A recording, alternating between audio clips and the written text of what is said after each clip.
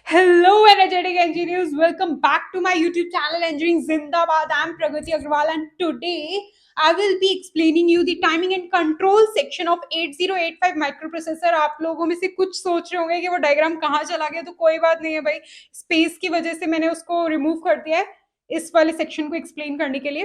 तो शुरू करते हैं। X1 एंड X2, इसमें यहाँ पे आपको जो दो पिंस दिख रही हैं और यहाँ पर ये आपको क्लॉक आउट दिख रहा है, ये तीनों के तीनों सिग्नल्स टाइमिंग सिग्नल्स हैं, तो ये टाइमिंग सेगमेंट का पार्ट है, ठीक है। बाकी के सारे कंट्रोल सेगमेंट का पार्ट है। अब कंट्रोल सेगमेंट में भी फर्दर सब डिविजन्स हैं जो कि मैं आपको बता देती हूँ। जो आपको रेडी, रीड, राइट और एएलई ये सारे के सारे दिख रहे हैं, ये हैं कंट्रोल सिग्नल्स, ठीक है। एंड बाकी जो S0, S1 and IO slash M बार दिख रहा है, ये है हमारे स्टेटस सिग्नल्स, मतलब स्टेटस सिग्नल्स जनरेट करने वाली पिन्स, ठीक है। ये स्टेटस सिग्नल्स जनरेट करने वाली पिन्स है, ये कंट्रोल सिग्नल्स जनरेट करने वाली पिन्स है। एंड ये होल्ड के अंदर दो पिन्स होती हैं, होल्ड HOLD एंड एक होता है HLDA, होल्ड एक्नॉलेजमेंट। तो ये है DMA सिग्नल्स जनरेट करने के लिए, ठीक है। एंड रीसेट में दो पिन्स होती हैं, रीसेट इन, रीसेट आउट। काफी मेसी हो गया है, वेट अ मिनट। रीसेट में reset in and reset out दो होते हैं, राइट। तो जो रीसेट इन होता है वो माइक्रो प्रोसेसर को रीसेट करने के लिए काम आता है। रीसेट आउट जो होता है वो बाहर के पेरिफेरल डिवाइसेस जो कनेक्टेड है माइक्रो प्रोसेसर से, उनको रीसेट करने के लिए यूज में आता है। अब अभी हम बात करने वाले टाइमिंग सेगमेंट्स में जो है X1, X2 and clock out. तो जो X1 एंड X2 है, ठीक है, ये इनका मेन पर्पस क्या है? इट इज इन मतलब इनका मेन पर्पस है जो फ्रीक्वेंसी होती है, ठीक है, उसको मैनेज करना। जो हम हमारा माइक्रो प्रोसेसर है, ठीक है, इस माइक्रो प्रोसेसर को हम एक क्लॉक दे रहे हैं, ठीक है, और वो जो क्लॉक है उसकी फ्रीक्वेंसी सिंक्रोनाइज्ड आए, वो हमारे X1 और X2 पिंस का वर्क है। अगर मैं आपको ठीक से बोलूं तो it is for the provision of the internal clock, ठीक है। इंटरनल क्लॉक फ्रीक्वेंसी मैनेजिंग का टास्क है। अब किस तरीके से करते हैं वो मैं आपको बता देती हूँ। तो बेसिकली होता क्या है, ये हमारी जो टाइमिंग एंड कंट्रोल यूनिट है, मैं यहाँ पे बना रही हूँ, ठीक है, TNC लिख रही हूँ। अभी यहाँ पर हमारे पास है दो पिंस X1 एंड X2, ठीक है। और यहाँ पर मतलब मैं पहले ये बता देती हूँ होता क्या है। ये जो होती है ना, ये कनेक्टेड होती है क्रिस्टल ऑस्किलेटर से। और ये क्रिस्टल ऑस्किलेटर क्या होता है, मतलब यू माइट बी कंफ्यूज्ड, तो मैं आपको पहले बताती हूँ क्रिस्टल ऑस्किलेटर के बारे में, ठीक है, उसके बाद हम फर्दर डिस्कस करेंगे। तो जो क्रिस्टल की बात हम कर रहे हैं, तो नेचर में काफी सारे क्रिस्टल्स मिलते हैं हमारे को। जैसे कि पहला मैं आपको नेम लूं तो टूरमलीन, ठीक है, एक है रोशले सॉल्ट, और थर्ड जो मोस्ट कॉमनली यूज होता है, जो हमारे 8085 में भी यूज होता है जनरली, वो है क्वार्ट्स, ठीक है। तो टूरमलीन और रोशले सॉल्ट क्यों नहीं हम यूज करते हैं वो मैं बाद में बात करूंगी। तो ये क्या है, ये क्रिस्टल्स हैं, एक्चुअली एक पत्थर हैं जो नेचर में मिलते हैं। आप देखोगे क्वार्ट्स क्रिस्टल को तो वो काफी शाइन करता है, एकदम ट्रांसपेरेंट और ट्रांसलूसेंट सा लुक होता है उसका, बहुत ही प्यारा पत्थर होता है। तो ये किस तरीके से वर्क करता है, इसका ना एक बहुत ही अच्छा सा कैरेक्टरिस्टिक है क्या, कि ये एक पीजो इलेक्ट्रिक इफेक्ट शो करता है। कैसे? ये हमारे पास क्रिस्टल है, और पीजो इलेक्ट्रिक इफेक्ट के बारे में मैं आपको छोटे में डिस्कस करूं तो इसके दो एंड्स हैं। अगर आप इस पे मैकेनिकल प्रेशर अप्लाई करते हो, ठीक है, तो ये इसका कैरेक्टरिस्टिक ये है कि इसके दोनों एंड्स पे आपको वोल्टेज मिलेगा। मतलब यहाँ पर अगर आप देखोगे तो आपको वेरिंग वोल्टेज मिलेगा, ठीक है। तो इसकी यही प्रॉपर्टी है, ठीक है। अब ये तो हो गया पेजो इलेक्ट्रिक इफेक्ट, की प्रेशर लगाया तो भैया वोल्टेज मिल गया। हम क्या कह रहे हैं कि क्रिस्टल ऑस्किलेटर की बात कर रहे हैं। तो क्रिस्टल ऑस्किलेटर किस पे वर्क करता है? इनवर्स पेजो इलेक्ट्रिक इफेक्ट पे। इनवर्स पेजो इलेक्ट्रिक इफेक्ट होता है कि आपने क्रिस्टल लिया, उसके ऊपर लगा दिया वेरिंग वोल्टेज, ठीक है। अब वेरिंग वोल्टेज लगाने पे जब आपका जो ये क्रिस्टल है ना, ये करने लग जाएगा वाइब्रेट, और इसकी कैरेक्टरिस्टिक ऐसी है कि एक तरीके से ही वाइब्रेट करता है। ऐसा नहीं है कि कभी ज्यादा वाइब्रेट कर रहा है, कभी कम वाइब्रेट कर रहा है, उसकी फ्रीक्वेंसीज शिफ्ट हो रही हैं, ऐसा बिल्कुल नहीं होता है। बिल्कुल एग्जैक्ट एक फ्रीक्वेंसी पे वाइब्रेट करता है, और इसलिए हम है ना इन क्रिस्टल्स को यूज करते हैं। और क्रिस्टल्स की एक अलग सी कैरेक्टरिस्टिक दूसरी ये होती है कि इनकी जो फ्रीक्वेंसीज होती हैं वो होती हैं यूनिक, बिल्कुल अलग अलग फ्रीक्वेंसीज होती हैं। तो हमारी जो माइक्रो प्रोसेसर है वो खुद में एक ऐसी एप्लीकेशन है जिसको सिंगल फ्रीक्वेंसी चाहिए ऑपरेट होने के लिए, ठीक है। That's why we are using crystals for this for making this oscillator, ठीक है।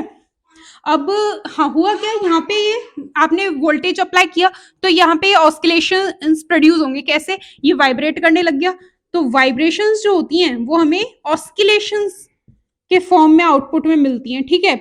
मेरा कहने का मतलब है हमें आउटपुट में मिल गई ये नॉन साइनोसॉइडल वेव, ठीक है, स्क्वायर वेव, यानी कि 0 1 वाली वेव हमारे को इस क्रिस्टल ऑस्किलेटर की वजह से मिल रही है, जो कि लगा हुआ है इन दोनों के एंड्स पे।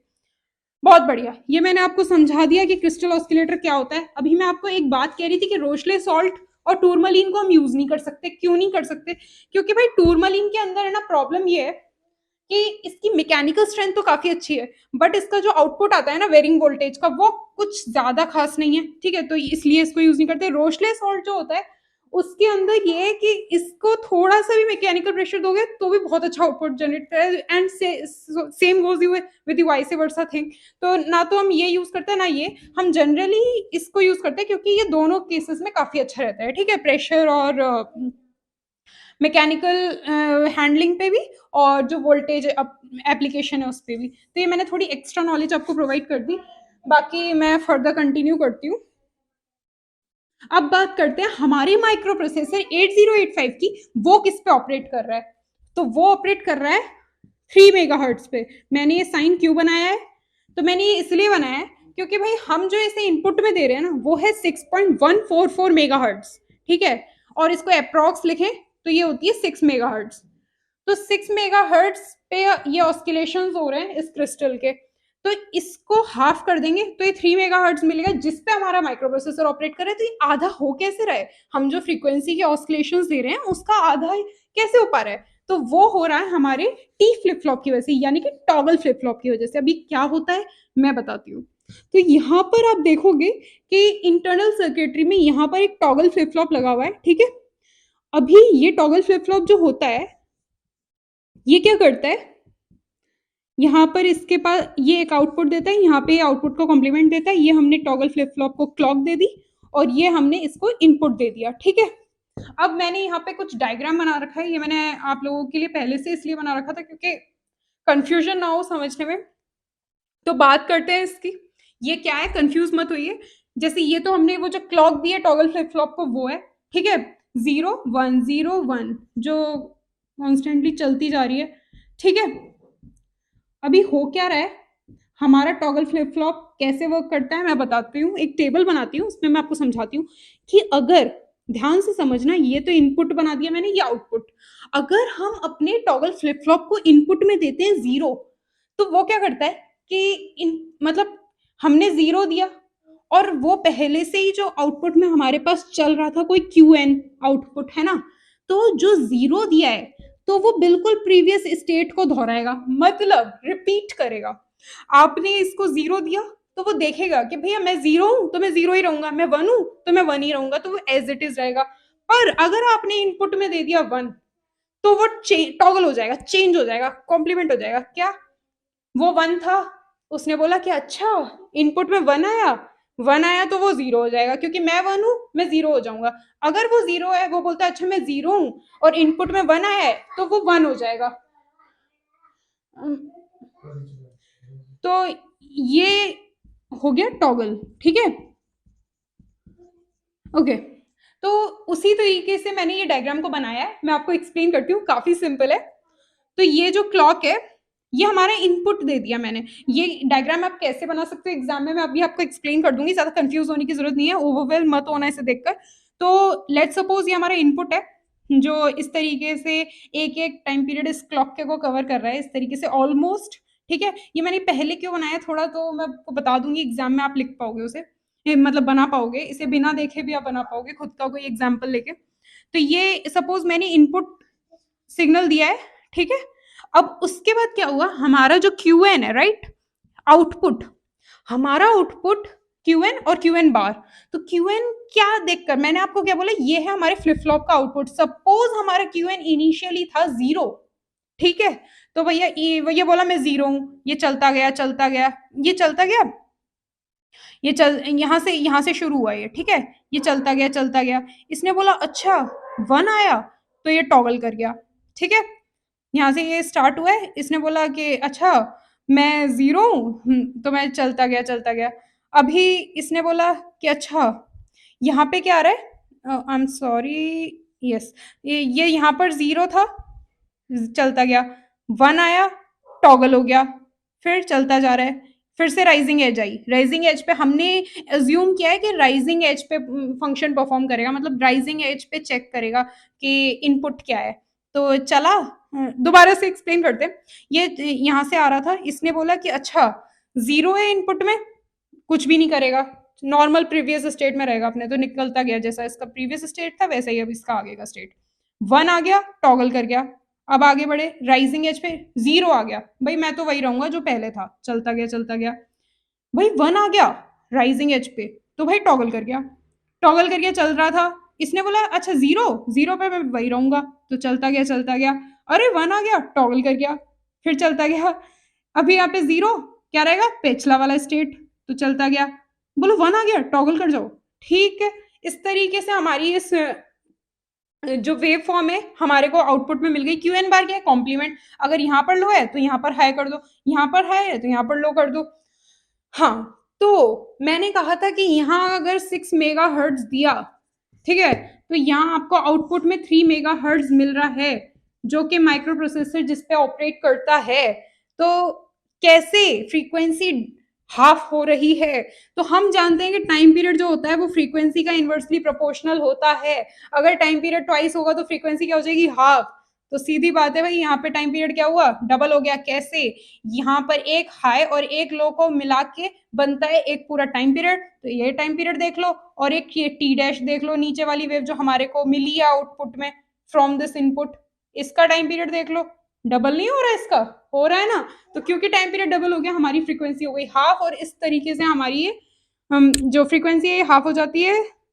तो ये जो 6.144 मेगाहर्ट्ज हम हमारा क्रिस्टल ऑस्किलेटर के थ्रू हम प्रोवाइड करते हैं, ये 3.072 मेगाहर्ट्ज रह जाता है, जिसको यूज करके हमारा माइक्रो प्रोसेसर ऑपरेट करता है।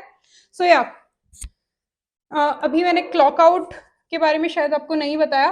क्लॉक आउट ये होता है, क्लॉक आउट मतलब क्लॉक आउटपुट। तो ये बेसिकली उसके लिए काम आता है कि अगर हमारा माइक्रो प्रोसेसर इंटरफेस्ड है with other peripheral outside devices, तो उस केस में हमारी जो आउटसाइड डिवाइसेस के लिए ये बिहेव करता है एज अ सिस्टम क्लॉक, मतलब सिंक्रोनाइजेशन के लिए। I think I have repeated this. Okay, so yeah that's all for the timing segment today.